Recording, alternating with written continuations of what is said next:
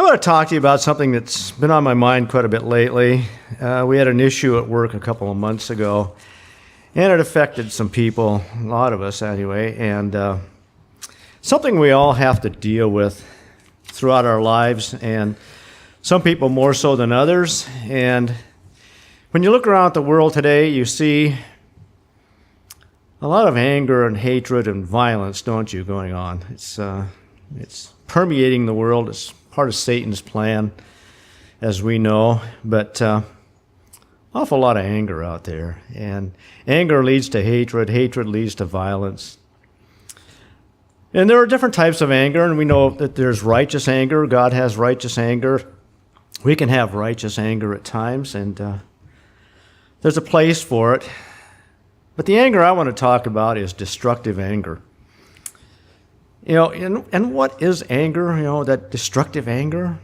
You know, it's usually our emotions have been hurt, or, you know, it's an emotional reaction to a hurt, or justified or unjustified, or we think we've been wronged in some way or another.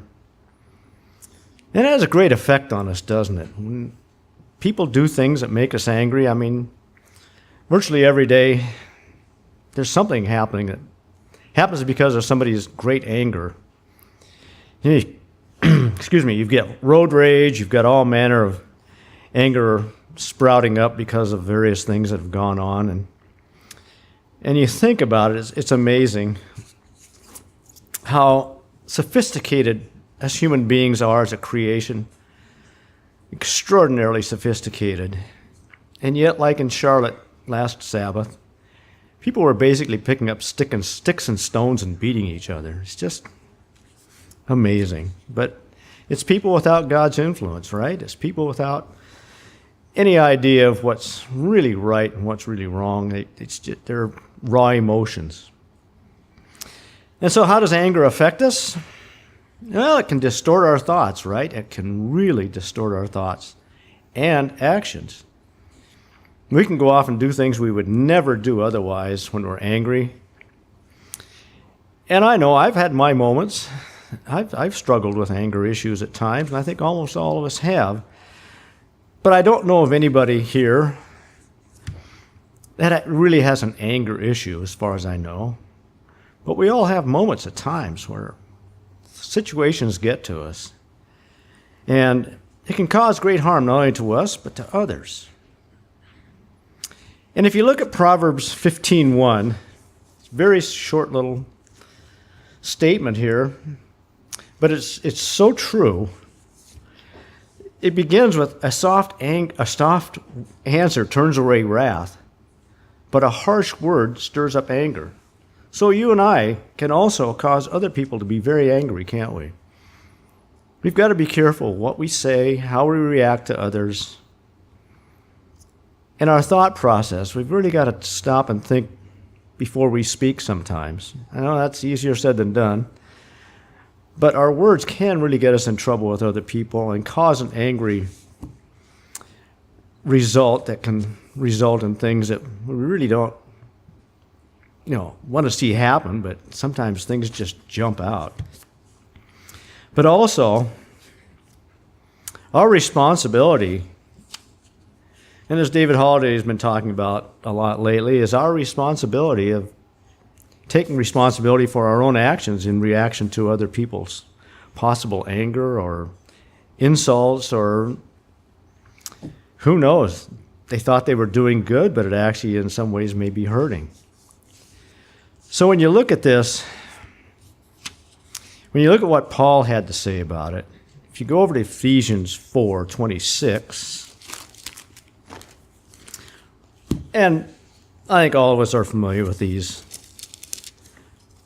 passages, but still it's good to review them once in a while. Ephesians 4:26. And the light's a little bit difficult here, but I think I'll get through here. Okay.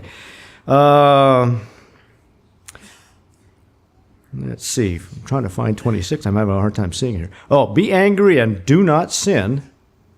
Do not let the sun go down on your wrath, nor give place to the devil. And then dropping on down to 31:32. what does he say? Let all bitterness, wrath, anger, clamor, and evil speaking be put away from you. And be kind to one another, tender-hearted, forgiving one another, even as God in Jesus Christ forgave you. So when you look at these passages, well, yeah, that's great. Easier said than done, right? But it's something we have to think about and to work on individually, about how we respond to things.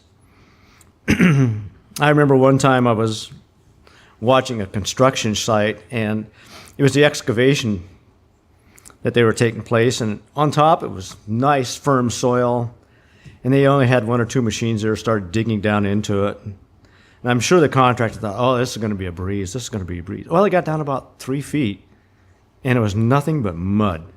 Somebody had covered over all this glacial till and so forth that was very soupy and very muddy.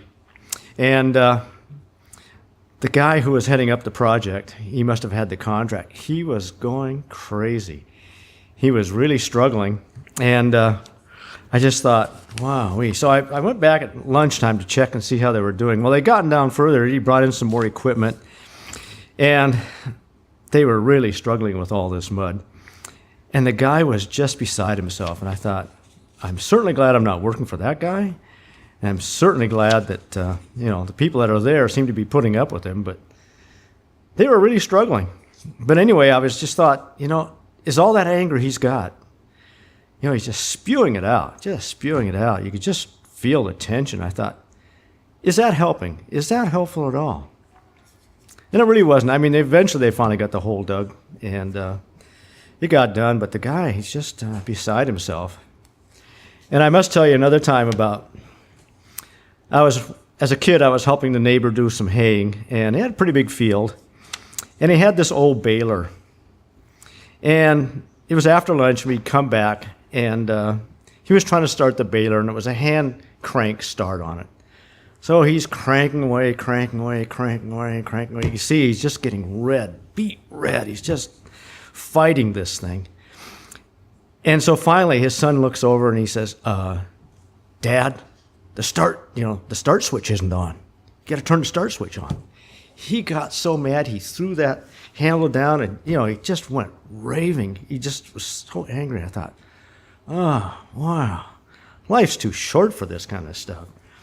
So then, he finally recovered, got the handle up and started right up. But I thought, boy, oh boy, I really felt sorry for his son, because his son was standing right there with me, and his son was so embarrassed because his dad just went berserk.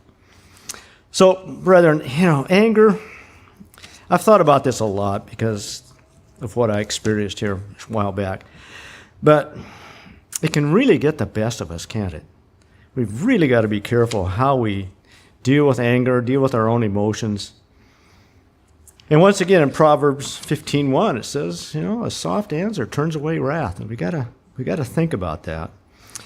And if anybody had a right to be angry, it was Jesus Christ, right?